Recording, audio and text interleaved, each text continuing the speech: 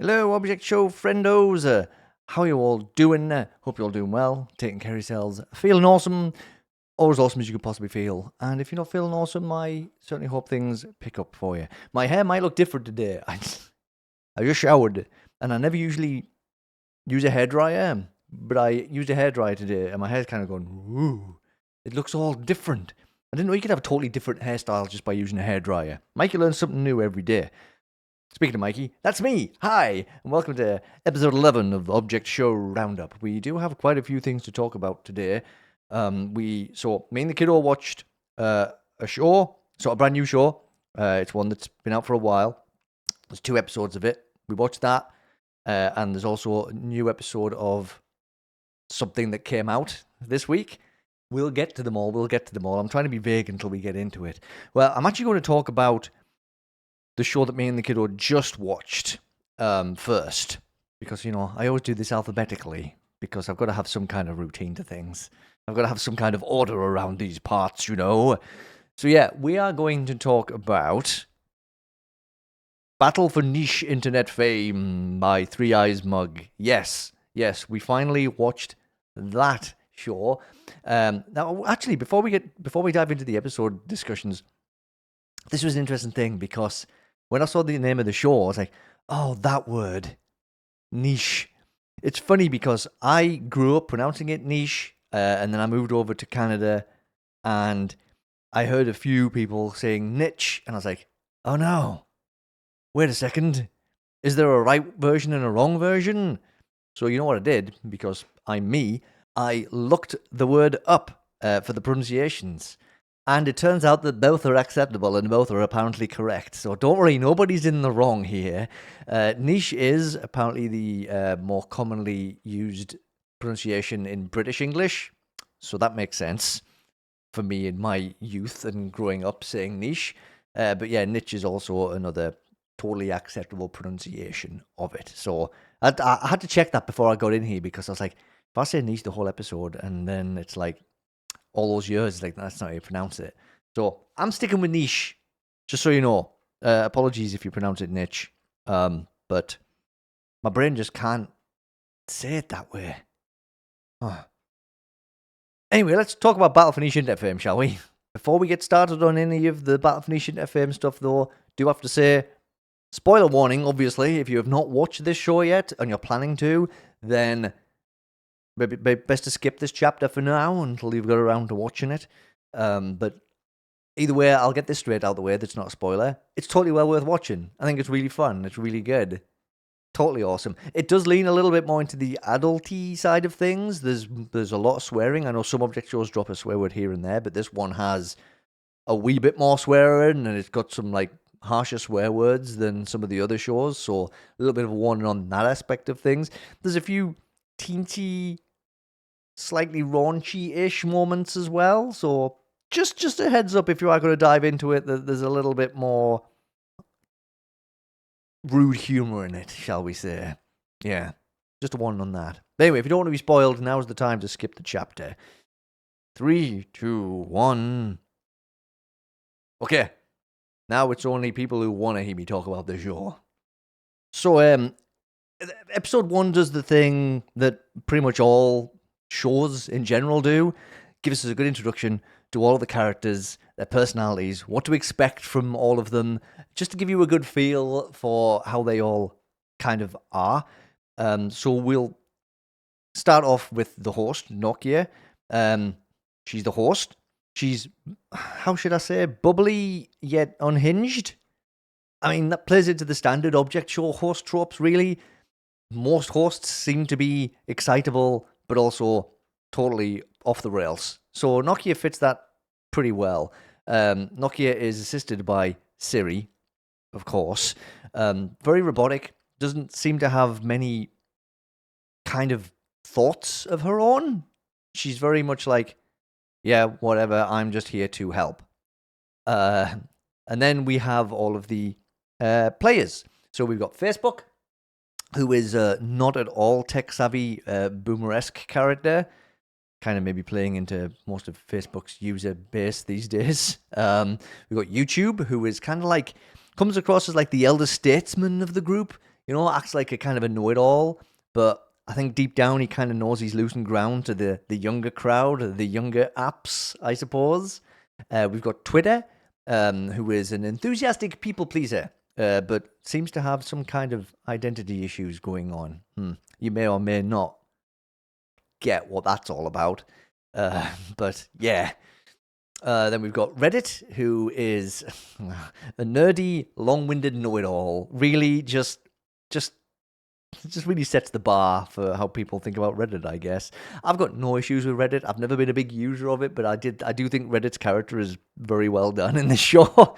We've got Tumblr, who is she's very kind of shy and artsy and may or may not have a crush on another character, which we may or may not get into sooner rather than later. We got Spotify, who is the music addicted gremlin. I don't think you need to say much else about that. He seems very much like kind of likes to have his own space. Doesn't like being crowded. Doesn't like people trying to yell at him when he's listening to music. Very, music centric. We got Pinterest, who is she's interesting. She's very egotistical. She's a self-centered thief, essentially.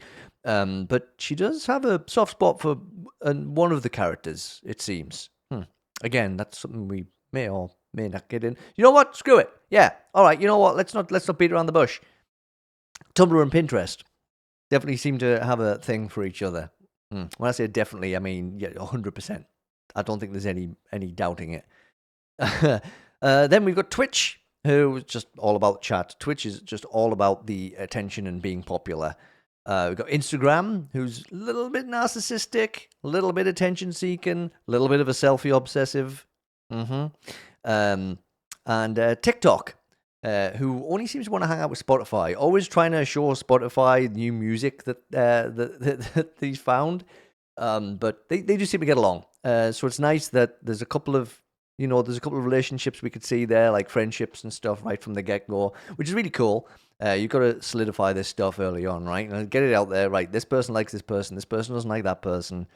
It's also an interesting thing because, like, I mean, this counts as an object show to me, but it is very interesting because the majority of the characters are just kind of personifications of, like, websites or apps, which is really interesting. I think they're going more for the app just because of Nokia, a phone, being the host. I think that's how that ties in. But it is an interesting take on the object show formula. And obviously the prize is internet fame, niche internet fame. It's like everybody wants to be internet famous. So it's very funny. It plays into a lot of fun internet kind of things. And obviously, since they're all personifications of the sites that they're based on, you can make jokes around that kind of aspect of them as well, which honestly, I'm all in on it. I love the idea. I love the concept. So basically, that's it. That's all the characters. So after those introductions are all done, we basically see all the characters are kind of interacting with each other at the beginning of the episode. We don't see Nokia and Siri straight away. Sorry, I just threw them in there because of them being the host and the host assistant. So anyway, the plot does begin with YouTube, Facebook, and Twitch heading into a creepy forest that totally, surely is not going to have anything at all dangerous in it. It looks totally fine. Looks like a wonderful place to go for a stroll. No problems whatsoever. Looks beautiful. Looks like a great place for a picnic. Anyway, they head into the forest to post Facebook's new memes on the board. That's a very old school Facebook reference, that, the board. But then after that, they come across a seemingly broken Nokia phone. I mean, looks pretty broken. Screen's off. Classic kind of indications that something's not going right there. Spotify, TikTok, and Twitter then turn up because they were kind of wondering where Twitch had gone, and so they kind of followed them into the forest. But then they're just horrified. Is that a dead body? Like, terrible. You don't want that. That's the last thing you want in your day. But then Nokia turns on. And here's the thing I can't quite get, because one of the characters said a line in episode 2 that threw me off on this one, but it seemed like they get teleported to another place because the grass turns purple, the sun becomes kind of like a very 70s style sun. It's got like the lines on the bottom to indicate like kind of, the haziness and the sunset. For me, it brings back memories of playing a game called Outrun. If anyone's ever played any of the Outrun games, that's very much kind of the vibe. But I'm not sure if they did get teleported there or if the world just got changed. If Nokia just changed the world. So I don't know about that one, to be honest. But either way, things change. It's gonna blow! Everyone, run!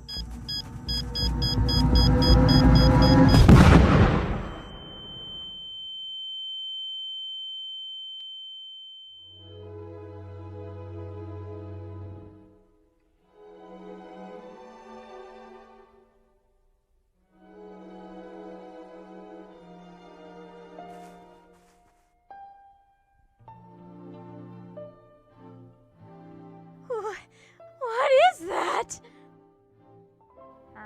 What the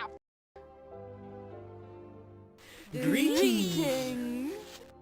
All the characters are a teensy bit concerned by this turn of events, just a little bit worried, seemingly. But Nokia doesn't seem worried about that at all. She just announces flat out that everyone can take part in a contest to win a prize. Niche internet fame, as I already mentioned. They all agree, because of course they did. There wouldn't be much of a show if they didn't agree to take part. Although, interesting to note, perhaps not surprising to note, the Tumblr only joins because Pinterest joins. So, yeah, I mean, if it wasn't already clear and obvious, then it's been hammered into us by this point. But only Twitch seems to be a little bit concerned by the world being different. Yeah, Twitch seems to notice that. Well, not notice, but seems to be like, but wait, hang on, what happened? So Twitch may be a little bit more, I don't want to say aware. I'm sure the other contestants did notice, but Twitch is the one who's like, yeah, but this is weird, right? But regardless, the stage has been set for the contest to begin. And that's pretty much episode 1. It's just a very quick and breezy kind of introduction episode to the characters and the idea and everything. Episode 2 is where things really start ticking. Alright, so in episode 2, we start off with YouTube having a chat with his son, YouTube Shorts. Yep, that adds up. Yep, who's watching brain rot videos, of course. Because of course he is. He's watching all of the Skibbity toilets and the Ohio and I don't know. Listen, I'm not even going to try and relate. Have I watched some Skibbity toilet videos? Yes. Do I watch Amazing Digital Circus? Yes. But do I know all of this lingo and this? No, I do, but it just sounds wrong coming out of my mouth, so I'm not even going to start. Suffice to say that YouTube throws YouTube Shorts into a playpen with Facebook's kids. Facebook's kids are all of the react emotes that you have on Facebook. Also very funny. Nokia is currently lying motionless on the floor. So it must have announced that there's a contest and then just kind of gone, bleh. Just gone into shutdown mode or sleep mode for a while. Siri does say that they need to wait for the results to come in, and the challenge will begin in 9 minutes. So essentially, the viewers did get asked at the end of episode 1 to vote for their favorite character. We didn't see a whole ton of all of them, like in that first episode, but I get the idea. It's like, well, let's get things rolling with a prize for the most popular contestant, and we'll just see how things go from there. I get it. You've got to have that engagement. It's the whole object show engagement thing. Pinterest tries to engage with Siri, but doesn't really manage to get a conversation going. So she's like, well, this is pointless. One's dead and one's dumb. So let's just have a wander around and explore this weird purple place. But they don't get the chance to do that at all because Nokia suddenly decides to wake up at that moment and says that before the challenge can start, the votes need to be announced. The votes that Siri literally just mentioned, of course. So the winner will get a prize to help them in the challenge. But we don't get to have the results yet because Nokia asked the contestants to make teams first. Another classic object show thing, isn't it? Make a team, but the players can't decide who is going to be on teams with who. And some people don't want certain players on with them. Some want players with them that the rest of the team doesn't, and they just start bickering. Yeah, well, you know what happens if that happens, right? You know, it's very school kind of situation. The teacher says, "All right, I'll do it then." But in this case, it's Siri who splits them into teams. I shall split you all into 2 teams of 5 myself, since you all are having trouble picking teammates. Team 1 is YouTube, Pinterest, Reddit, Twitter, and Spotify. Team 2 is Twitch, TikTok, Facebook, Instagram, and Tumblr. Ugh, this team is a total sausage fest. Hey. So there we have it. We now have Team 1 and Team 2. They don't have any specific official names. It's just Team 1 and Team 2. Maybe they'll pick names in episode 3. Who knows? But for now, it's just Team 1 and Team 2. And then the votes are revealed, and it turns out that Twitter received the least votes, which is kind of sad. But Twitch received the most votes and wins an onion. Yeah. All right. Cool. I mean, I love onions. I don't know how I'd feel about winning one as a prize for being the most popular person in a contest, but it depends on the onion, I suppose. But before Nokia can announce the challenge, she's literally seems like she's now about to announce that the challenge is a cooking competition, because it's like an onion might come in handy for that. But she's interrupted by Gmail. Hi, Gmail, who's brought some, unsurprisingly, mail for her. Yeah, I mean, what else would Gmail be doing, right? Nokia is totally taken aback and shocked by whatever the message says, and then brutally attacks Gmail. Just kicks the heck out of him. Yep, just beats the snot out of him, punching him, shooting him repeatedly, and then kicks him violently in the distance, possibly into the sun. It's kind of hard to tell, but definitely gives him a good hoofing. At this point, YouTube also reveals that Gmail is his brother, by the way, which the whole Google family of apps and stuff. Anywho, Nokia then announces that the challenge has changed because they are being cancelled because someone uploaded video of Nokia's dead body from episode 1 on the internet. We then cut to YouTube, who denies all accusations. Definitely a reference to a certain infamous YouTube video that may or may not have been filmed in Japan. Yeah. Less said about that, the better, though, let's be honest. So the challenge is to come up with the best apology. Ah, yes, we've got to do the classic apology video. Brilliant. See, playing into the internet tropes. And I really hope that every challenge in every episode kind of ties into this kind of idea. The challenge has got to be based around something kind of internet cliche things, because an apology video, oh, geez, you don't get much more classic than that, do you? Anyway, YouTube Shorts then escapes from the playpen and runs into TikTok, who try to let YouTube know, hey, your kid might have escaped from containment. YouTube does not care. More interested in the challenge. YouTube's competitive side comes out super fast. Like, oh, whatever. Listen, we've got a challenge to win. So he asks his teammates what ideas they have. Good to know. Interesting to note that Reddit suggests just saying sorry and taking accountability for their actions. Everyone just laughs at that. Yeah, because what a ridiculous idea. Taking accountability and just saying sorry? Just as simple as that? Psh, whatever. Come on, if only people did this. You know that people go overboard with apologies and end up making themselves look worse like 90% of the time. That's how you do it. Twitter suggests writing a long thread talking about how their mistake affected them and how they want to improve. Of course, that's the other classic. Make an apology, turn it in on yourself, and make it about you rather than about the people you've hurt with what you did to begin with. Great one. But Spotify interrupts that suggestion with a plan to just sing a song. I mean, that makes sense from Spotify's point of view. It's everything's music. Pinterest says an apology should be truthful and sincere, which is a very interesting line coming from Pinterest. Because if there's one thing I should mention from episode 1 is that Pinterest steals Tumblr's art book and tries to pass it off as her own art. So it's interesting to hear Pinterest say that an apology should be truthful and sincere. You stole the art from somebody who loves you and did not apologize. May or may not come into play soon, of course. But anyway, YouTube and Pinterest then start arguing with each other. Dear me, of course, there's so much arguing. And YouTube's competitive streak really is coming to the forefront now. YouTube just wants to be in charge of the team. YouTube's determined to win and thinks he knows how to win. But as they argue, Twitter walks away feeling uncomfortable. Doesn't like the arguing thing. Too sensitive for that kind of thing, you know. And he encounters X, in his own mind, yeah, I had a feeling this is going to pop up. Who are you? I'm you, but better! But I like me! You shouldn't. You're everything that's wrong. You're weak, sensitive, easily bothered, a furry. Nothing like me! What are you? I'm progress! A way for the truth! No matter how violent! A way for freedom! No matter how painful! I am discourse, rage and pain, created to make numbers! Hurting creates sales. I create profit!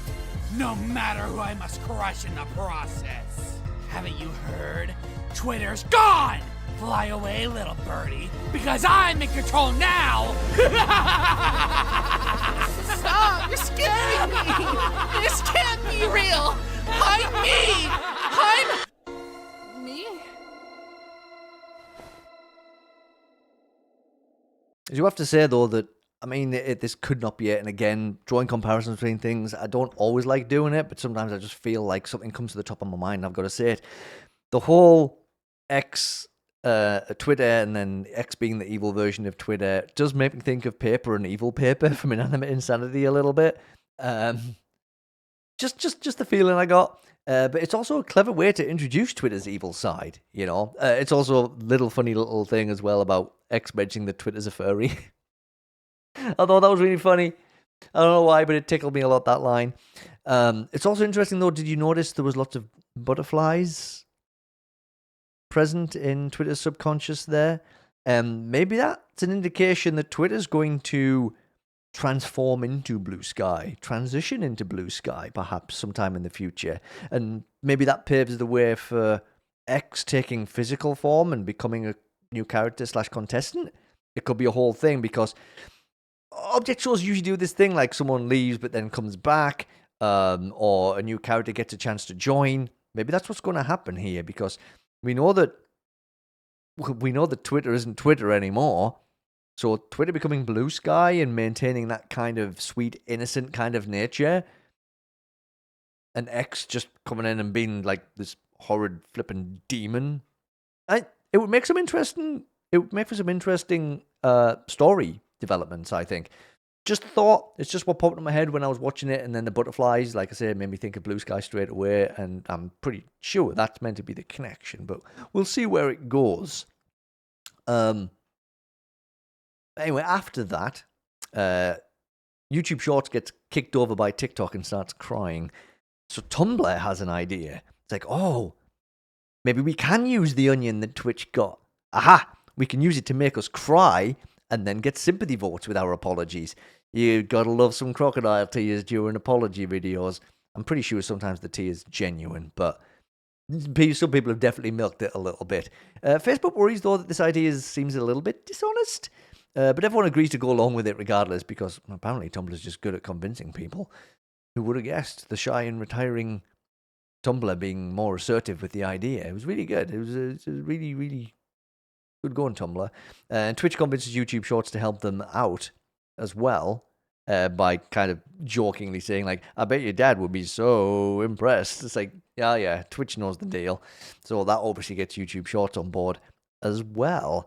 Tumblr's excited to maybe win so that they can impress Pinterest, despite Pinterest being on the opposite team.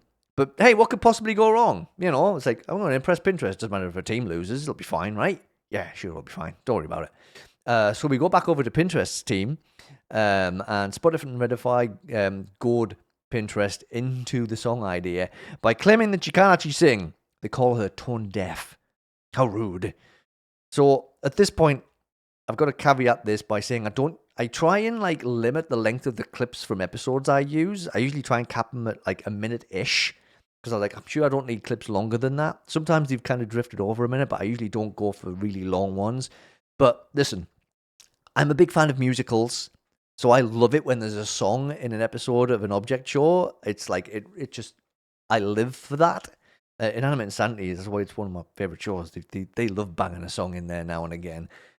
So that's why I'm saying I'm going to play the entire song that Pinterest actually sings, because it's also super relevant to the plot and what happens in the rest of the episode as well. So enjoy I'm Sorry You're Inferior. It's so good. I think that you'll find I deserve special mention. I'm one of a kind, you're all copy and paste.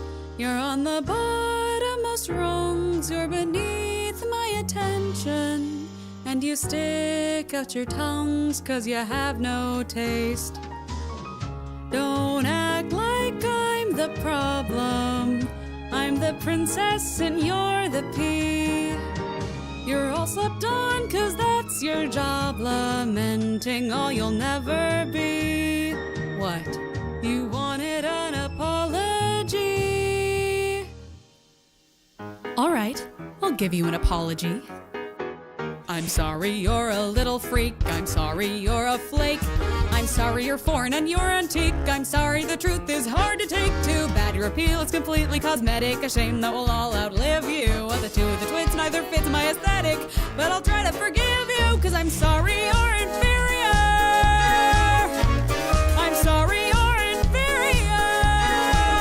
Aren't you proving our point? You're just jealous. Besides, who made you leader? Why follow what you're recommending? Let's just skip ahead to when we leave you behind. 'Cause it's been years since you were trending, and those are years you can't rewind. And you're like a broken record with your erratic, shuffled thoughts. Your past when last I checked was checkered, and oops, your future's only bots. I don't even need to say more on that moron. A sub-pool grovel in the gravel. That would think that he's someone the world declared war on. But one thread he'll unravel. I'm sorry you're inferior.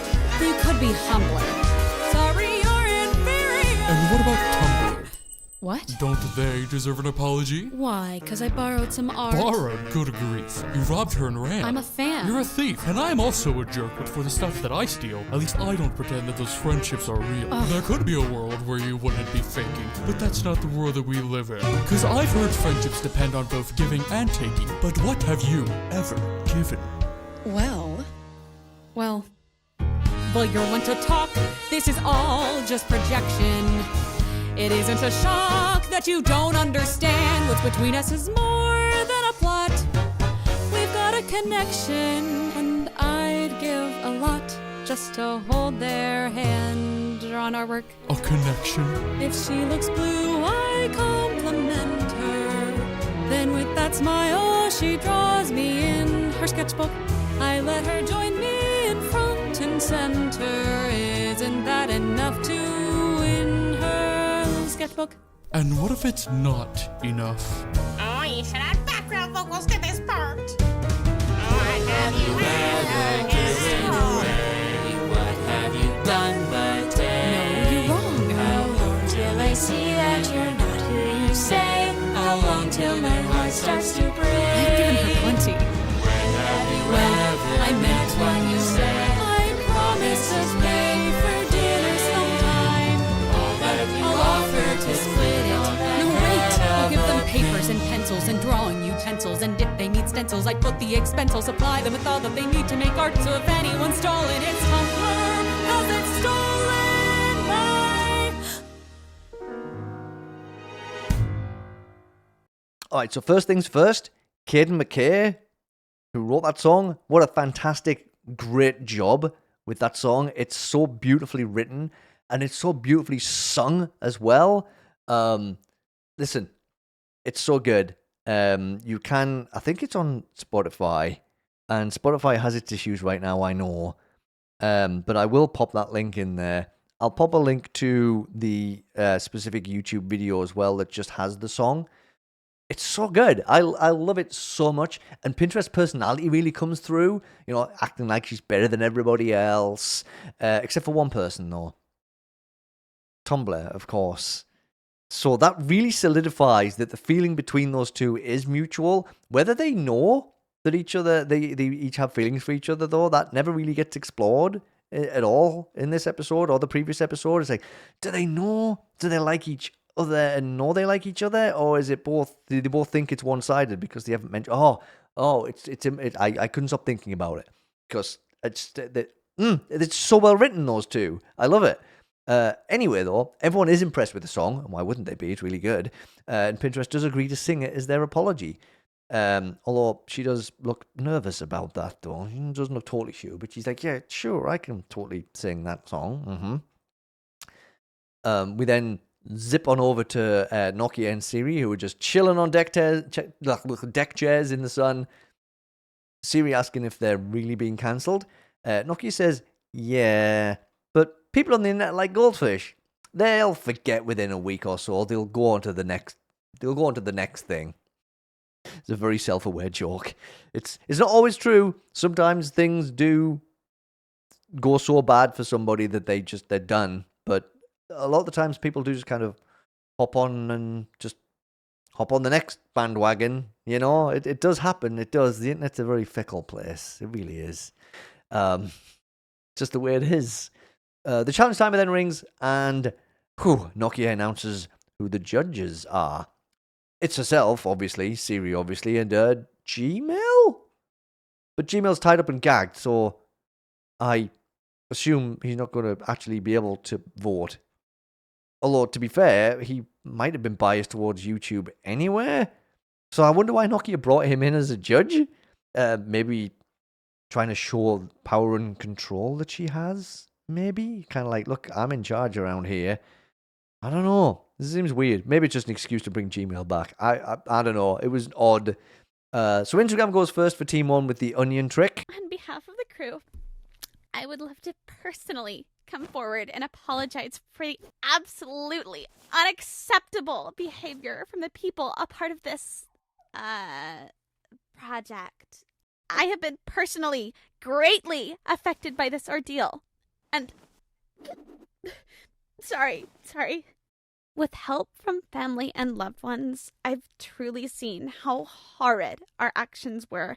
Hurting someone is the last thing I would want to do. And I'm so incredibly sorry for all the harm we may have caused. It's okay, Instagram. Thank you. Yeah, Instagram did well there, huh? Reddit does acknowledge that, you know, it's a good apology. It's a good apology. No complaints with that one. But still has confidence that Pinterest song's going to win, because Pinterest song's awesome, right? So Instagram and her team score 15 out of 30. But, I mean, the Gmail didn't get to score. So, I mean, really, that's 15 out of 20, essentially, which is a pretty good score when you consider it that way. Nokia then asked Team 2 for their apology. So let's see what Pinterest can do. Encore! Alright, Pinterest, you're up. Of course.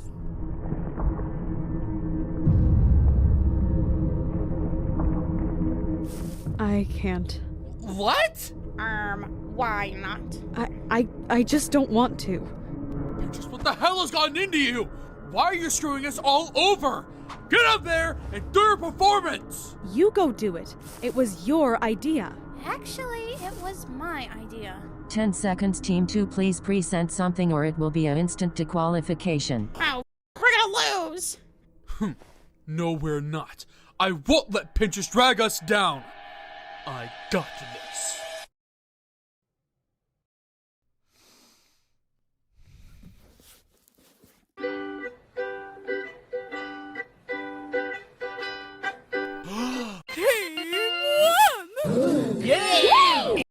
Oh, well, never mind. It seems as though Pinterest couldn't bring herself to sing in front of Tumblr after all. I mean, maybe she's afraid of her own real feelings. You know, maybe she's, I don't know. I think it's purely just because she was embarrassed to sing in front of Tumblr, maybe embarrassed to apologize to Tumblr in front of everybody. Either way, that's not good. That's not good. But what was pretty funny was the ukulele apology reference. Another great callback to a classic apology video, that one. Really good. Really, really love the little... There's so many references to internet things in this show, obviously, and there's lots of internet sites. But they're really fun. There's so much you can work with here. I'm really looking forward to seeing which other ones they can pull out of the hat. So with that, anyway, Team 1 wins, and Team 2 have to vote out a member of their group. Which, let's be fair, seems like a pretty foregone conclusion at this point. Especially since Pinterest still cannot resist poking them all again. and winding them up. She can't help herself. So she essentially eliminates herself, to be honest, by doing that. In the end, unsurprisingly, Pinterest does get voted out and is eliminated. Oh, well, that's fine. She's got better things to do, so she just goes to walk away. And that's just the end of that, right? Right? Right? That's fine. I have better things to do. Whoa! Where do you think you're going? Away? I assumed I was eliminated, so I was off the game. Oh, you are? But you don't get to just walk away. What? Hey! What are you doing? Stop that now! Bye-bye, Pinterest. Thank you for your time. Wait! Stop! What are you doing? I'm scared!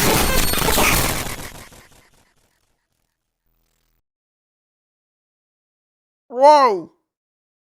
Oh. This destroyed my soul. We didn't even get the chance to develop Pinterest and Tumblr's relationship. That's definitely another one of the object shows a too dark counter. Put it on there. Oh, so it seems like being eliminated means like being deleted? Like when you delete an app off your phone? Internet obscurity? Maybe just, sometimes when you delete something, it just goes into trash until you empty the trash bin, right? Either way, Pinterest is gone. Although, Nokia claims she's alright. So perhaps she just got teleported somewhere for eliminated contestants to go to, like we see in other object shows. Listen, I can live in hope, okay? I can't imagine that's the end of... You've got such a good character there. Getting rid of them so fast and so brutally, it hurts. But hey, kudos. That did exactly what I assume the team wanted it to do. It hurt a lot to see. Even if Pinterest was acting like a jerk to everybody, I wanted more Pinterest Tumblr interactions. Listen, I'm a simple human who enjoys lovey-dovey stuff. And now we've lost our biggest lovey-dovey potential couple in the show. I'm sure there's other potential relationships bubbling somewhere. We'll see, I suppose. But no, it's just really sad. But, it is what it is. Oh yeah. And, as if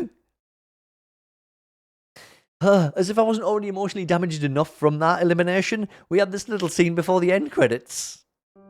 Oh, look, I think they're all coming back. Who do you, think went home? Probably that Reddit fella. He's pretty, interesting. Aw, I hope not. He's kind of funny. Pinterest. Poor Tumblr. How they're going to react in the next episode is going to be very interesting to see. I don't know how they are going to want to continue playing the game when the only reason they joined the game has gone already. Unless they decide to continue and try and win for Pinterest. We've seen lots of characters do that on object shows. I'm going to win for you, Maybe that's how it's going to go. But we'll see, I guess. Oh yeah, actually, you know what? We're still not done with the pain. Because this happens during the end credits. Okay, we get it. She's gone. I understand. Stop reiterating. Listen. My heart can only take so much, Ow.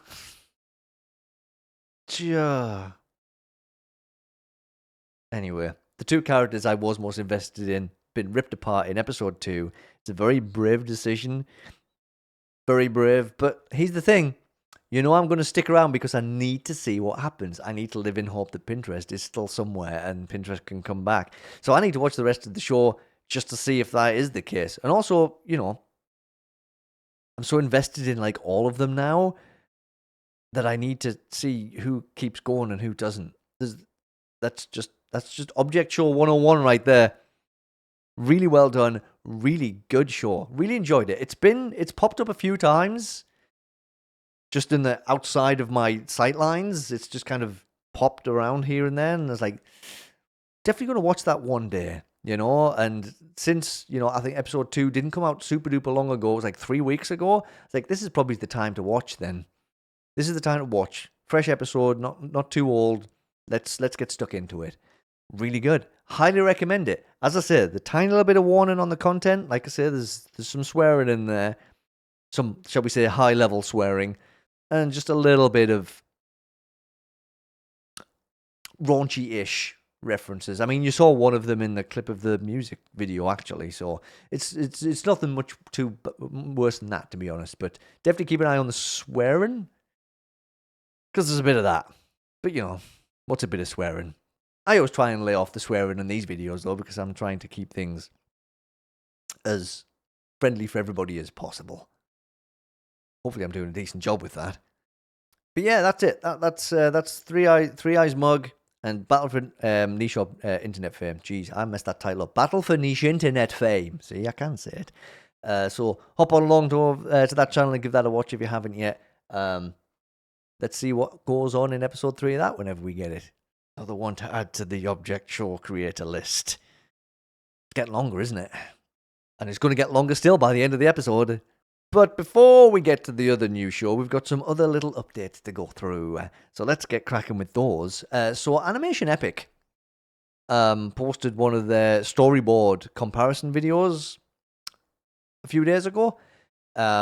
And they're really cool. I love them. I think it's really nifty to see the behind the scenes stuff and see the sketch form turn into what it ended up looking like animated.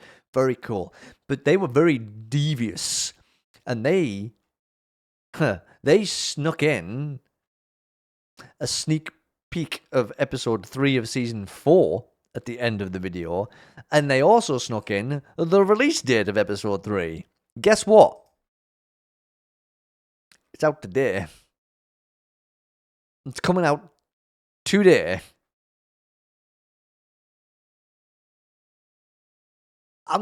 Listen, I'm not complaining. I'm super happy. I've been waiting for episode 3. I've got to know what happens in the aftermath of episode 2.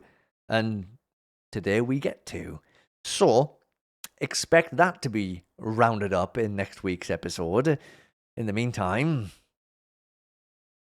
you get to enjoy it. And I get nearly a whole week to analyze it. Hopefully I don't need a whole week to analyze it, though. Hopefully not, anyway. But yeah, that's coming out. Keep your eyes peeled. Might already be out.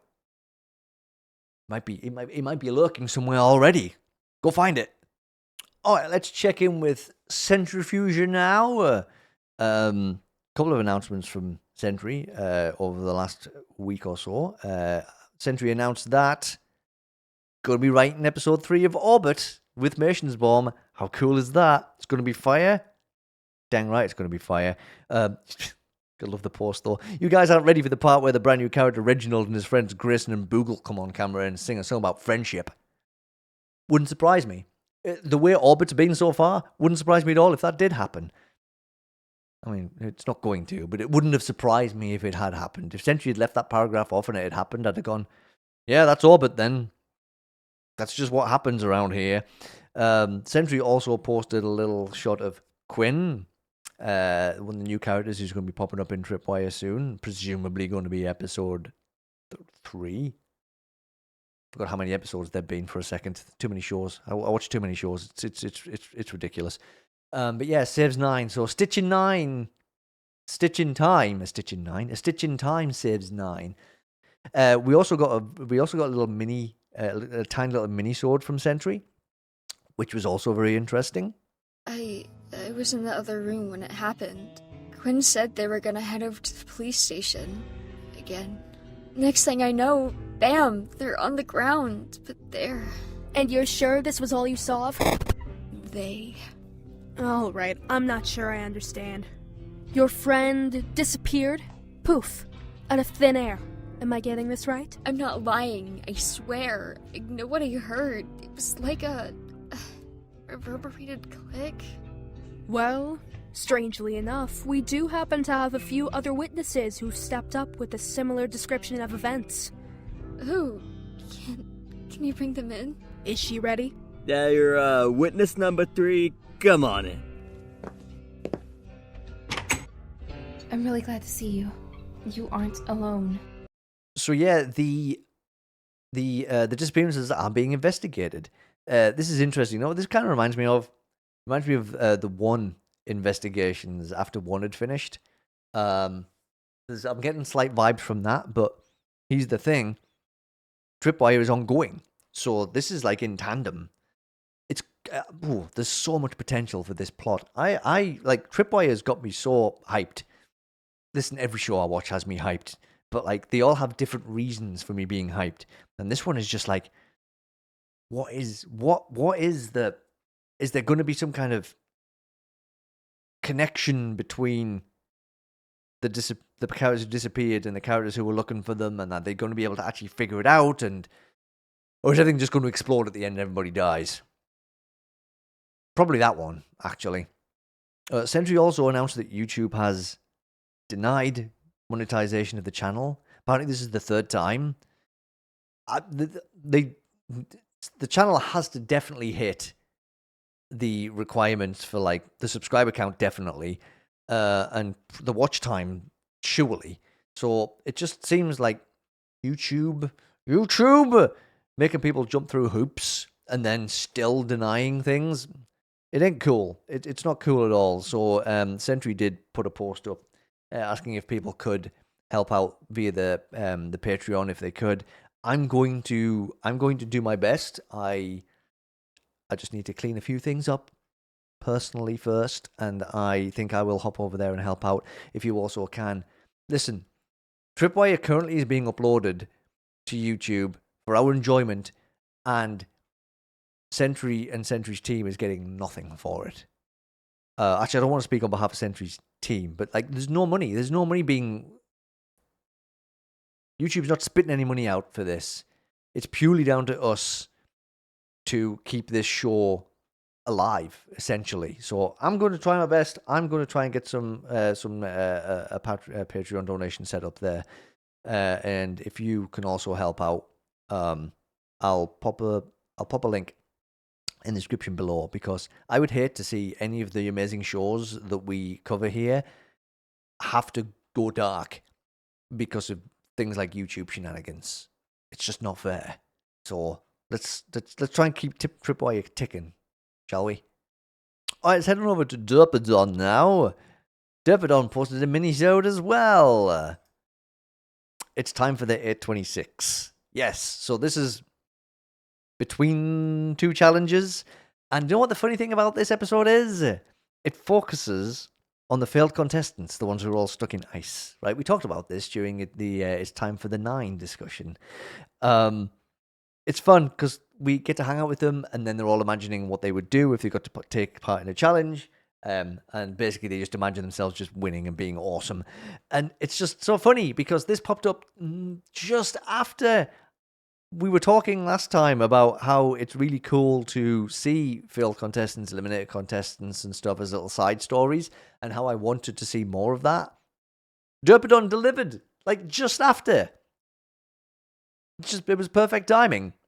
And I really enjoyed this. It was really cool to get to see those characters and get to see a little bit more of their personalities, and just, yeah, it was good. It was really fun. I like it. I do. And apparently, when Derpadon posted about there being like other content coming, it said Minisodes, not one Minisode. So there's more. So this was a really good little start. I do like the way it's all based on time too. So this is set, like I said, this is set between 8 and 9. So it's set between episode 8 and episode 9. And obviously the host is Clock. So this is all based on that kind of time frame. This is really cool and really, really fun. And I really appreciated it. Thank you, Derpadon, for keeping us entertained. Okay, over to Funkchen-Sparky now, and they are looking for recommended characters for future episodes of Problems and Solutions. Algebraians, objects, both of those are fine. There is a Google? Hey, Google!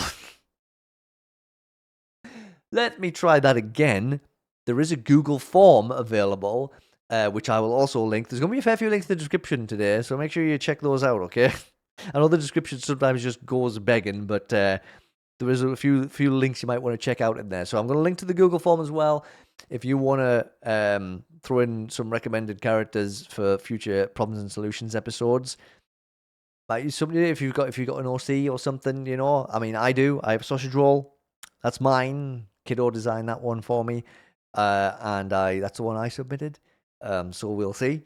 But I just think it's really cool as well. This is another thing I love about the OSC is that the creators are very much keen on getting the fans of the shows involved. That's really cool. It just keeps the engagement, and it makes you feel more connected to the shows you watch. I'm just a big fan of this stuff in general. So nice one, Funkchen-Sparky. Thank you so much for that opportunity. And looking forward to seeing which background characters end up popping up. I mean, characters with a bite taken out of it's got to be there. I mean, look at that. Look at that legend right there. Okay, we've got some big news from Jack and Jellyfy as well. Just so not long ago at all. So, in my mind, TPOT 20 was going to be the next episode to come out. That was what I figured, because it usually goes BFDIA, TPOT, BFDIA, TPOT. I think there has been 2 BFDIAs in a row, I think. So, then I was like, maybe they do that, and maybe they wrap up BFDIA before TPOT continues. No, we got some TPOT 20 news, but it was not at all what I was expecting at all.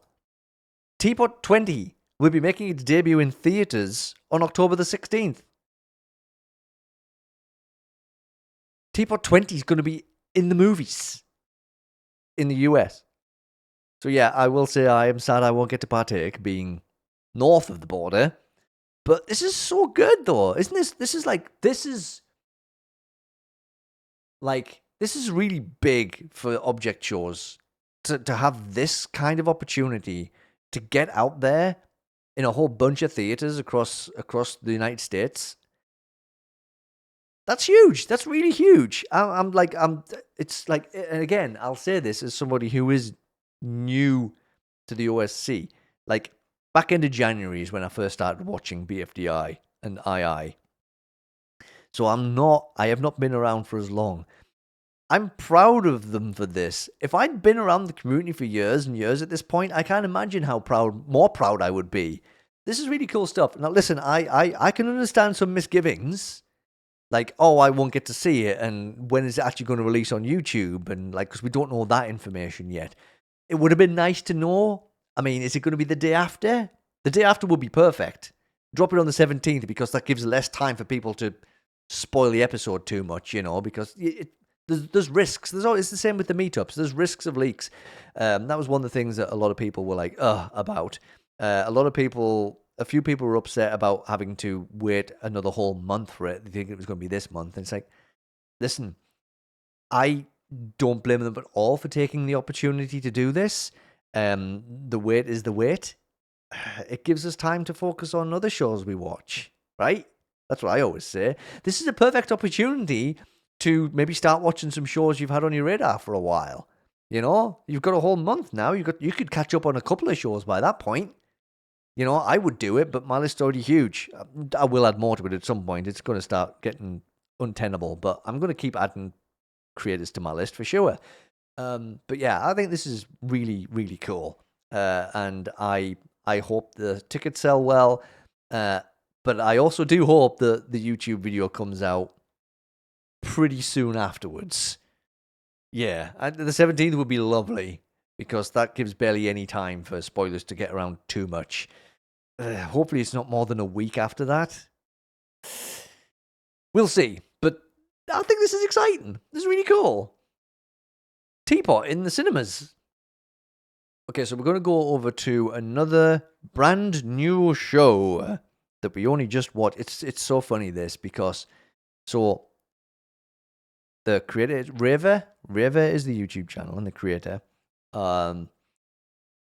Snailvine was the one who was recommending to watch the teaser that came out. And it's funny because the teaser popped up on my YouTube feed without even being recommended by anybody else. So that YouTube algorithm is actually doing its job, amazingly. So I had already, I was going to watch the teaser, but then Snailvine was like, watch this teaser. I was like, oh, cool, okay, will do. Now that Snailvine's telling me to, I kind of have to, right? I hear, I obey. So we watched that teaser. Careful, sweetie.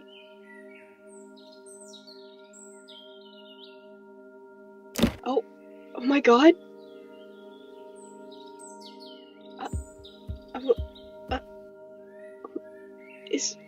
Is he really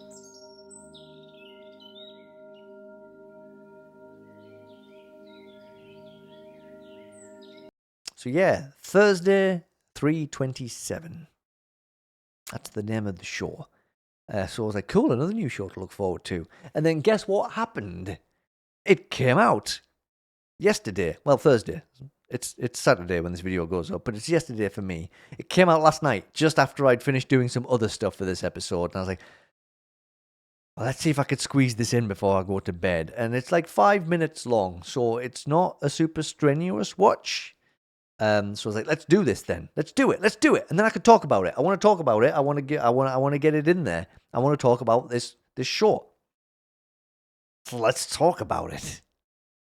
Okay, but before we actually start talking about the first episode of Thursday 3/27, I'll do what I always do. Spoilers, if you have not watched this yet, skip to the next chapter before we get into the discussion about it. It's 5 minutes long.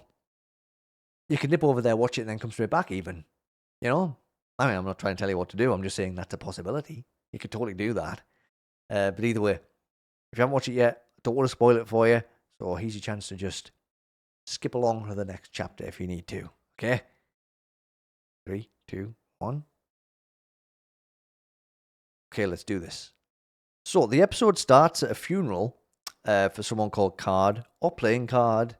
Playing Card might be their full name. Eulogy is being read by a dice. Oh, I say a dice. Listen. Oh, geez, I hate to be pedantic and such a silly goof about this, but like a singular dice is a die. But dice is always the first word that comes to mind. Anyway, that eulogy is being read out by dice. And then afterwards, we see a pocket watch standing over the coffin, and a spade walks over and asks what it was like finding the body. Cool. Super cool question to ask at a funeral. Definitely. So, but that does indicate that Pocket Watch and Card were, maybe at least living together, or maybe like Pocket Watch had a key to where Playing Card lived, or maybe he was doing a checkup on him or something. Either way, maybe dating. You start drawing those little parallels and connections in your brain. That's what I do whenever I watch something anyway. But anyway, Pocket Watch says they'd rather not talk about it. Understandably, I wouldn't want to either. That's not the kind of thing I want to talk about when I'm looking at their coffin at the funeral. Very, very not smart move, Spade.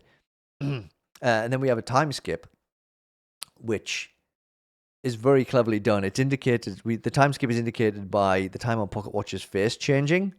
And I think that's where Thursday 3/27 is going to come into play, because we literally have this main character who is a watch.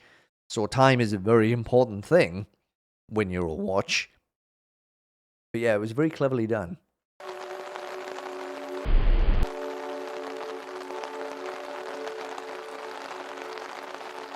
And then Di tells Pocket Watch that, it's okay, you can leave now. Right? You should maybe go and rest up.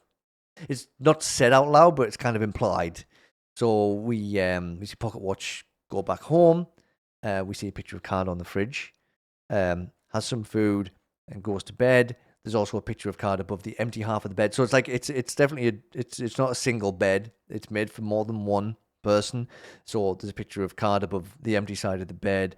There's also a pair of slippers and a side table on that side of the bed. So I think that confirms that Card and Pocket Watch were a couple. So yeah, those thoughts from the beginning of the episode kind of maybe came together right there. Then we have a very cool change in animation style.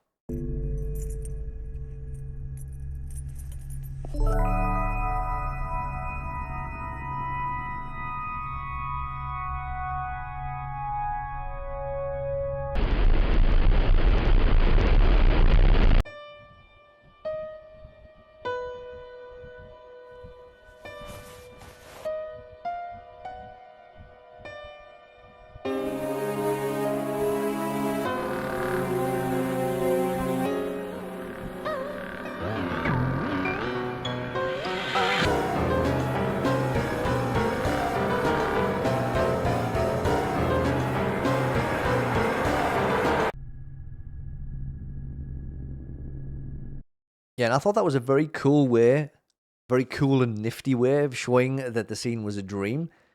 And then Pocket Watch walks down the street past a sushi character go in the opposite direction. Pocket Watch pops into a shop, and then goes back to the graveyard. We see they bought some flowers for Card's grave. But we also get a good look at Card's a headstone that tells us when they were born and when they died. So 1996 to 2025. So young. I mean, maybe in object terms, that's old. Who knows? Some objects seem to be just ageless. So I don't know. That's only 29. So not old at all. But anyway, before Pocket Watch gets a chance to put the flowers down,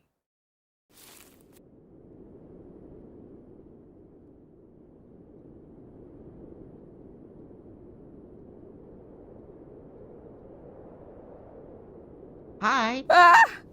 What? Thanks for the flowers. You're welcome. So great to see you. No. That's not... You must be part of my imagination. What? So you're insane? It's okay if you are. I mean, you can't even tell if you're already dead or not. I am? Yeah, you died of heartbreak, silly.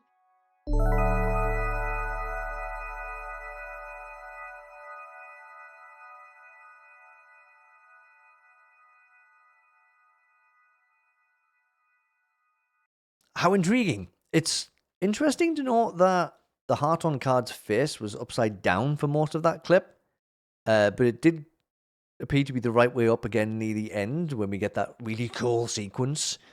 It could be significant. It might not be significant. It could just be Mikey reading too much into things again, like Mikey tends to do. But the bigger question really is, like, is Pocket Watch actually dead? Or do they just have a ghostly companion now?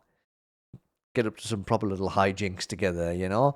Either way, this is just a great setup for what could be, probably will be, a great show. I've got a big shout out for the art style. Like, the contrast between the way the characters are designed and animated and the backgrounds that they're walking through, the different styles for the dream sequence and the ending sequence were just absolutely amazing. Like, the sound mix and everything was just really, really well done. It was such an awesome 5 minutes. And honestly, that opening scene and Pocket Watch going back to the empty house and stuff, it's just amazing how well that captures the kind of loneliness and the grief of when you lose somebody. It's like absolutely spectacular. I can only imagine where the show's going to go from here, but this is a really strong start. Thursday, 3/27, 5 minutes out of your day. Go check it out. Totally worth your time. Great work, Raver, and everybody who worked on that together. Fabulous stuff. Absolutely amazing. Really, really looking forward to seeing what comes next. All right, let's talk about Sacri now, shall we? First things first, before we dive into anything else. Sacri hit 150,000 subscribers this week. Awesome stuff. Gotta celebrate those. Gotta celebrate. I have so much fun with words. Gotta celebrate those No, I can't even say milestones. Help me. Gotta celebrate those milestones. I did it. Hooray. And yeah, 150k. Big stuff. Good stuff. Congrats, Sacri. You make awesome stuff. Whatever you decide to do in the future, I'm going to be here for it, front and center. I tell you, without fail. So big congrats for the hitting 150k subscribers. And also, we did get Binge Show episode 8 this week. So let's get cracking on that because, we have got some stuff to go through with this one. But before we do get cracking, gotta say, as always, spoilers. If you have not watched this yet, then skip to the next chapter. If you've not got around to Bean Show 8, then move along. If you haven't watched any of Bean Show yet, move along for now because this just isn't going to make any sense to you. And go watch Bean Show because it's really good. And go watch all of Battle for Grandma and 5 Second the Object Show. But that won't take you long either. Just go watch all the SacriStuff and then come back to this chapter. Okay? Cool. All right. Let's get cracking, shall we? So we start off with a lovely, not at all strange, completely normal interaction between Stickman and Bean.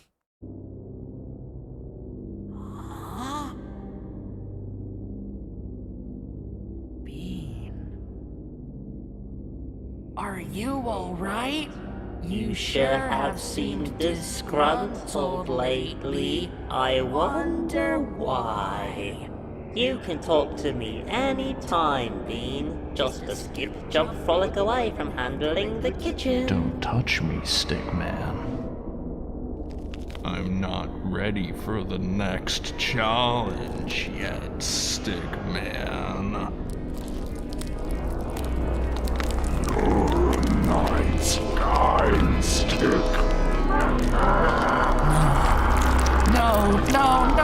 I don't want this. I was just trying to be kind. I'm not your friend, Stickman. Bean, I don't want this. Please stop. Hey, hey, Stickman. Come on, wake up. Hey, Stickman. So yeah, my question is, why is Stickman having those kinds of nightmares? It's curious. I wonder why. Why is that happening? Anyway, Glasses wakes Stickman up from that nightmare, and it's revealed that everyone took a nap after the last challenge. They probably needed. It was a bit rough. It's a bit heavy, especially with the way Bloom died as well. Well, everyone's like, oh geez, that's it. That's all my energy gone. Vitamin C refuses to give up the items that he stole in the previous episode. And we also find out that Watermelon's going blind and losing his sight because she gave half of herself up for food in episode 6 of the show when they were trying to find some water for Bean. So she ain't doing so great. And then the show gets started, featuring the new intro that we got a tease from Sacri. So it was cool to see the show start with that intro now. Vitamin C goes to hang out with Rock. They share a fun little moment together. It's actually super cute, and it's a rare glimpse of Rock being happy. Like, you don't see that very often. So it turns out Vitamin C is just good at boosting people's days. I could actually, you know what? I said that, and immediately I'm like, oh, Vitamin C. It is kind of a boost vitamin, isn't it? Oh, unbelievable. Can't believe I said that and didn't make that connection. But anyway, Whiskey then turns up to join in the little dance they've got going on and kind of ruins the moment. Sorry, Whiskey, I guess you can't really hit it off with everybody, can you? Then Whiskey decides he wants to show Bean his moves, but that's when everyone notices that Bean isn't around. But it doesn't take long before Paper Towel Roll Jr. notices that Bean's just sleeping next to a tree. It's all good, it's all fine. Bean is there. Bean's just still having a snooze. So I guess Bean decided to have a nap after the challenge as well. But yeah, after some mild panic about who's going to actually host and what the challenge is going to be, Paper Towel Roll steps in and goes, right, here's an idea. All right, everybody, listen up. I've got a challenge for us. Each team is going to have to hire a host and let it host a challenge. Whichever host's challenge is the best will win for their team. But how will the hosts be ranked? 1 second. Well, hi again, everybody. Hooray! My friends! And now I gotta grab Neptune.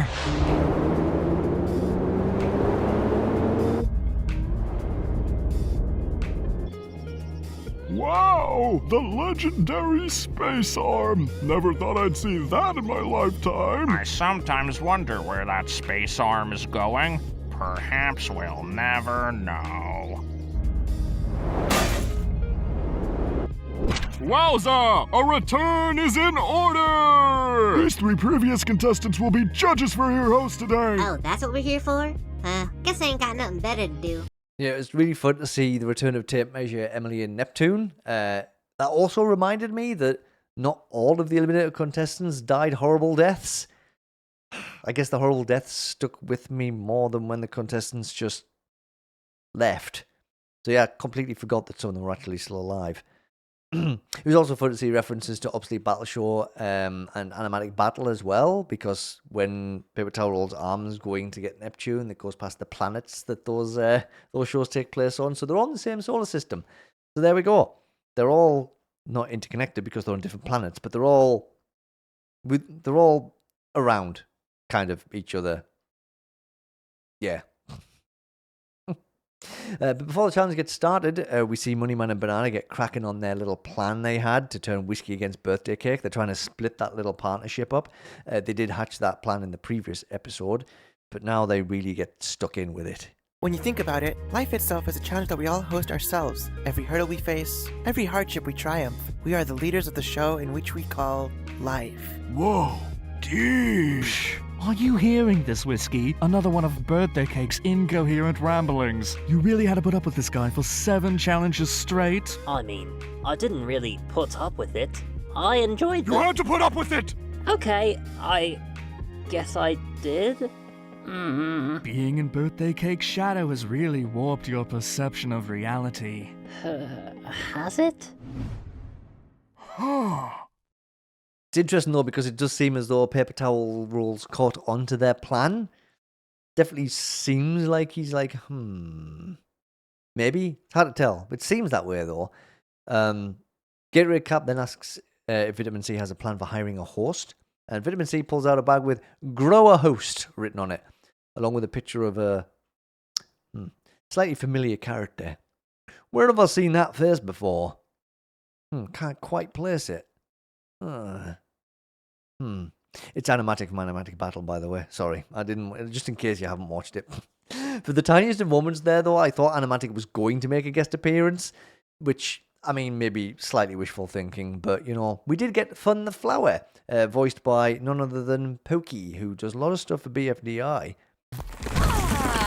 Good morning, everybody. I see you put that grow host to good use. My name's Fun the Flower. What's yours? My name's Coolness Swag Style. Glasses, no. Hi, Coolness Swag Style. I reckon you lot are my contestants, correct? So yeah, Fun the Flowers challenge is to draw a picture of whatever the contestants want. Pretty basic, pretty simple. Rock wins the challenge, but it's not about who wins the guest host's challenge. It's about which guest host the judges like the most. So the judges aren't like super duper impressed by it, but you know, except for Emily, who gives a 10 because she loves drawing. But the final score for Bacon Bread is 22 out of 30. Actually, that's kind of respectable. You know, sometimes maybe it's better to just have the simple challenges. Maybe it's best to not overthink these things. But we've got 2 more hosts to go yet, so we'll see. The next host is Gamer Controlly, who is introduced by Birthday Cake to everybody. His challenge is for the contestants to get to the Grand Islands, where Gamey's sister, Remote, could be BFDI reference, Remote, maybe, possibly. Maybe I'm overthinking things again. But anyway, Remote is hosting a show of her own over there. So Paper Towel Roll says, well, that's too far away. But Gaming Controlly says, look, you'll be given state-of-the-art luxury cruises to glide across the water.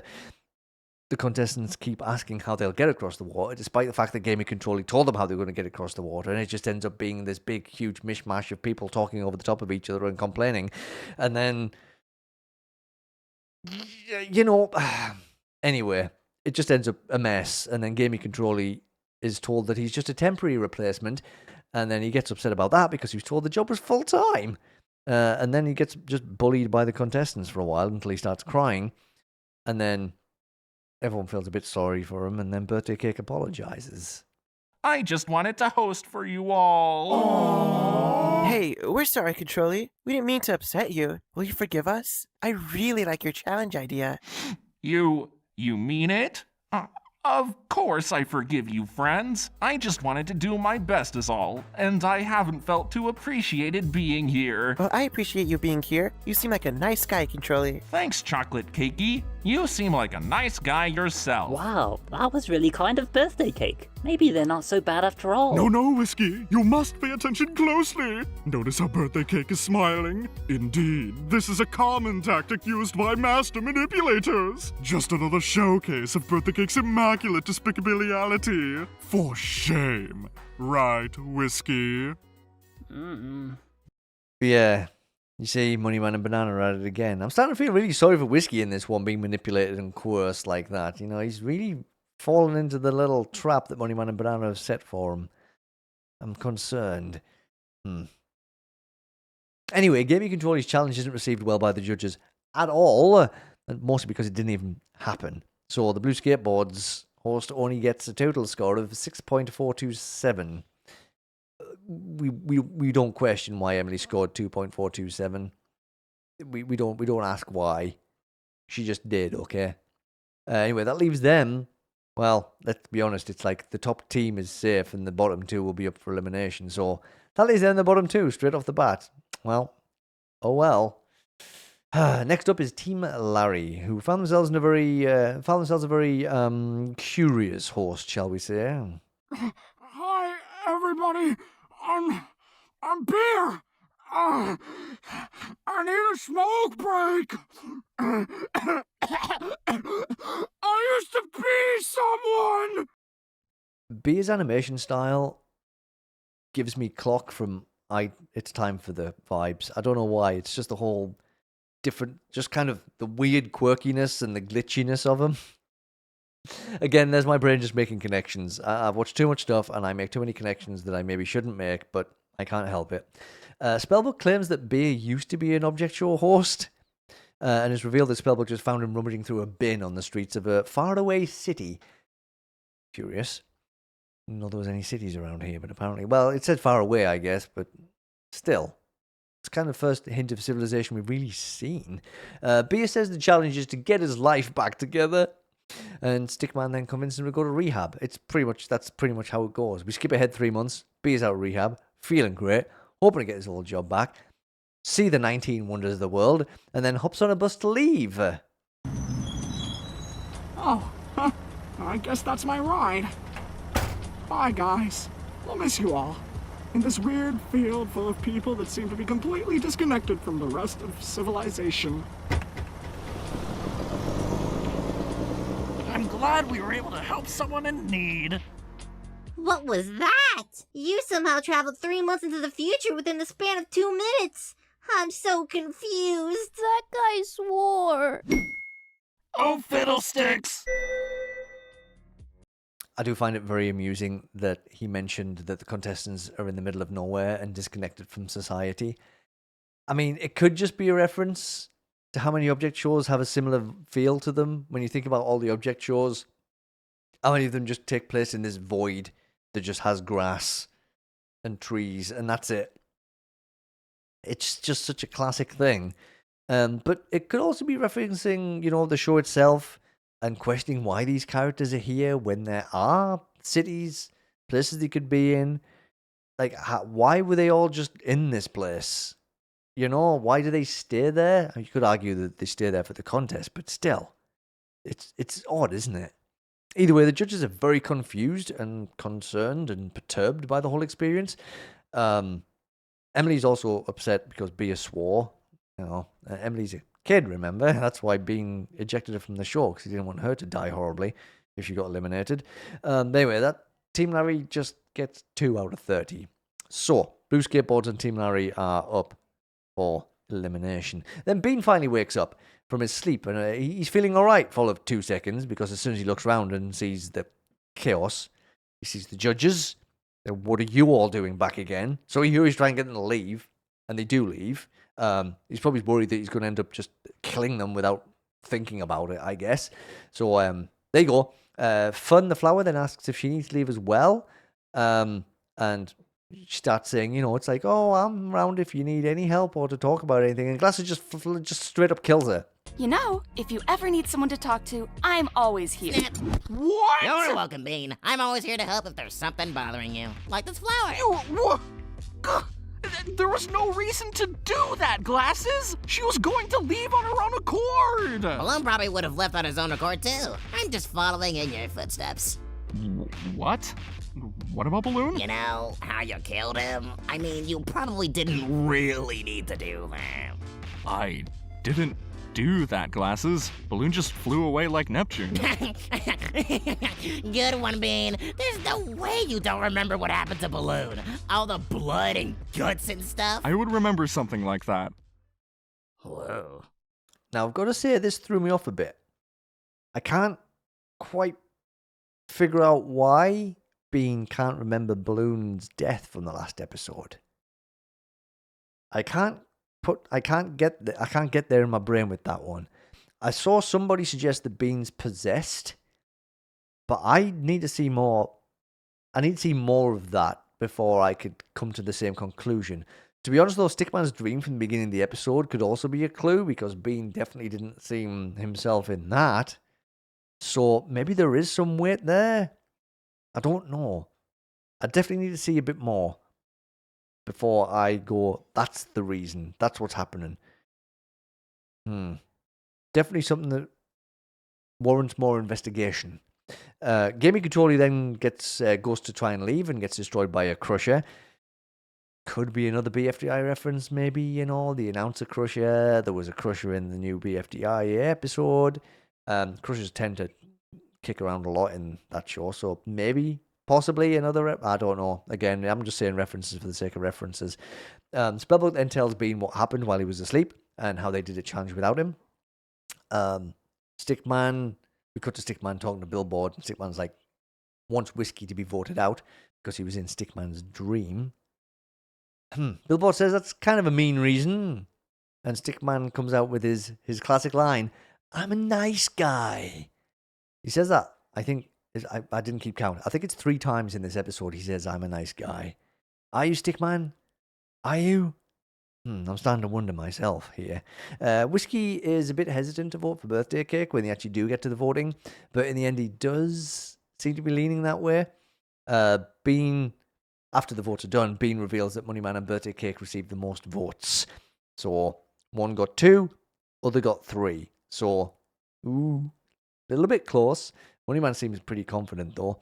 We don't have to wait long, though. I just wanted to be important is all. I always felt like I was your second in command, but not my own person. Whiskey, you are your own person, more than I ever will be.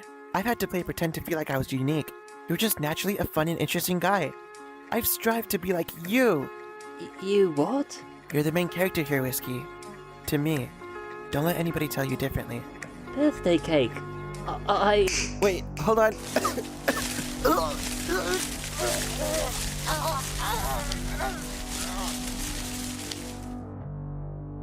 Getting better at that. So, yeah, let's add another one to the object shows a 2 dark counter there. That was another harsh one. Birthday Cake didn't even get to finish the thought they were having. And then Bean saying, getting better at that. Oh, I got the bad shivers when I watched that the first time. That was hard, again, to watch. But immediately, Whiskey turns on Moneyman. Nope. Lets him know that he's not going to be so gullible anymore. Moneyman is on his own now. He ain't going to fall into any more Moneyman and Banana's traps. But Banana reassures Moneyman, saying, hey, look, Whiskey's on his own now. So, basically, their plan's probably trying to get Whiskey out in the next challenge. But paper towel roll is looking. Yeah. I sense a new alliance there, perhaps. That would be interesting. We also have a post-credit sequence that takes us full circle back to the beginning of the episode.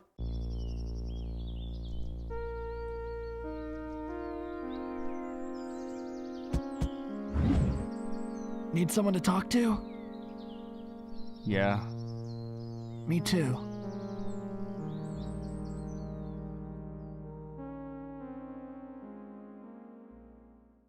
So yeah, maybe there's hope for Bean. Maybe Stickman can be the one to help pull him back from the brink. You know? I saw a few people say that 8-Ball's going to come back and help Bean through stuff.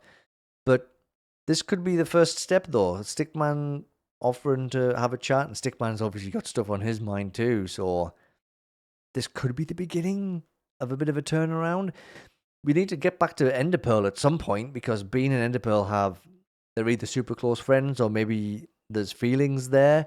That new credit sequence does have Enderpearl falling kind of exhausted into Bean's arms at the end of it. Enderpearl's going to come into play at some point again, because Bean tried to revive her in a previous episode and it didn't go so well. And then she got mushroomed. So, there's lots still to come here. There's so much to still go through. Bean Show just keeps getting deeper and deeper. And, is Bean going to pull back from killing contestants again? Is Bean going to try and revive contestants again? That might take a while. I feel like Bean Show's intentionally leaning down the darker side of things. But maybe things will turn around. I don't know. I'm just starting to get... There's so many object shows I watch now that are just heavy. Heavy on the heart and heavy on the soul to watch. And it's just like, I just need some good stuff to happen. I just need some nice things, please. But talking about nice things, let's talk about one of the most cute object shows I have had the pleasure of watching. Let's go over to Snailvine and Lunchbox Kids. Animation has begun on episode 5, along with other stuff, apparently. Snailvine also plugs the Ko-Fi, another very worthwhile cause. If you want to support another awesome up-and-coming object show creator, Snailvine's one of the nicest by a long way. Super nice, super cool over there on the Ko-Fi. Those updates are really fun to keep up with. But yeah, so episode 5 animation's begun, and Snailvine did a Q&A, a YouTube post Q&A a few weeks ago, while we were actually on holiday, and I asked, how many more times is Lunchbox Kids going to make me cry?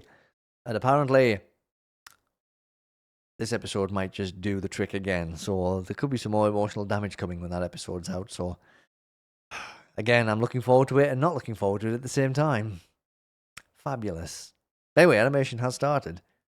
And, you know, there's a few announcements similar to that coming up here. Let's move right on over to Trinitine, who also announced that the animation, not that it started, just that it can start, because the audio for SEMPITERNITY episode 1 is done, and the animation can begin. Also, the episode's going to be 29 minutes long. That's going to be a beefy intro episode, that one. So, we'll see how that goes when we get to it, but exciting times. Work is getting done on a lot of stuff right now. And continuing in that vein, let's go over to some updates from WebzForevz. 3.6 has also started the animation stage. That's Lunchbox Kids, SEMPITERNITY, and THREEE episode 6, all currently in the animation stage. And also TRIPWIRE 3, which I think TRIPWIRE 3 is nearly done. So that's a whole bunch of stuff. Webz did also announce, though, that we've got a new video coming today. We've got II Season 4 Episode 3 today, and we've got a new video from Webz as well, and a new plush. I feel like the new video might be just related to the new plush, but I know Webz also likes doing little one-off videos, playing games, or discussing certain topics, so I assume it's one of those. There ain't no way 3.6 has been animated that quickly, because that would be, well, very sharp work, I've got to say. So yeah, keep your eye out for Webz uploading today, and keep your eye out for whatever the new plush is going to be. Dang it, as if I haven't ordered enough plushies already. Might have to get another one. Damn it, Webz. And finally, we have an update from Wuggolo, working on storyboarding for, well, presumably Object Lockdown episode 14. And look who's sneaking into the frame from the left there. Hi, Lamp, how are you doing? Yes, like we announced in last week's episode, the Lockvasion, we're going to have some crossover episodes between Object Lockdown and Object Invasion. And this is kind of the little beginning little pieces of that, I guess. Lamp just strolling in, just like, I love that. I love it. So things are ticking. People are busy. No time for breaks in the OSC. It's all go. Yeah, so that's pretty much everything for this week. Another super quick update on the Trevor Project campaign that I've got going this month. We are nearly at $300, which is super amazing. I still need to do my dono match. I apologize. I will be doing it. I'll be doing it live on stream, actually. I'm streaming tomorrow over on Twitch. I will be playing some Game Jam games. One of my streamer buddies, who's also a game dev, hosts Game Jams very frequently. So the latest Game Jam finished last week, and I am like, cool, I will play all of those games. And I will also be raising money for my Trevor Project campaign during that stream. So if you want to check it out, my Twitch account is the same name as my YouTube account. I'm pretty easy to find. If you see a Mikey Bly kicking around, it's usually me. There is another one. I think he does rugby stuff. That isn't me, but usually it's me. Usually. So yeah, I'll be doing that. If you want to hop over to Twitch and hang out and over there, then feel free to do so. If you haven't donated to my fundraiser yet and you'd like to, I will pop a link to that campaign in the description. I'll be doing that until the end of September when the campaign actually ends. So if you've been meaning to donate and haven't got around to it yet, then here's your chance. It will be running through the end of September though, so if you can't yet, but you can before the end of the month, there's still time. Don't worry about it. But I'm very happy where we are so far. Like I said, we're just shy of 300. I still need to add 250, so that's going to push us up to nearly 550. We're doing pretty good. That's pretty solid work right there. I'm very, very, very proud of where we are so far, but I know we can get it even higher. So we'll see how that goes. And yeah, there will also be an Object Show off the cuff episode. I'm really, really hoping to get it up by the middle of next week-ish.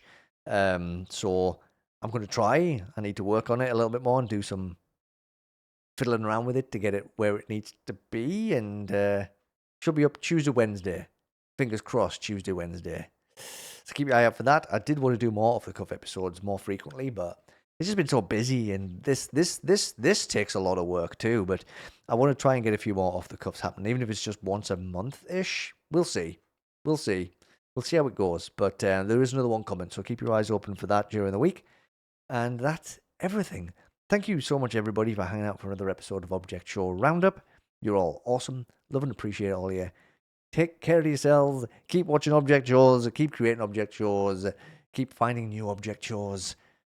And yeah, have yourself a great weekend. And I'll see you next time for more object show shenanigans. Oh, before I go. I mean to say this. It always sounds so cheesy to say it, but you know, I'm going to say it. Don't forget to like, share, and subscribe. I feel so dirty saying it, but apparently it works and helps. So yeah, all that stuff. Okay. Toodaloo.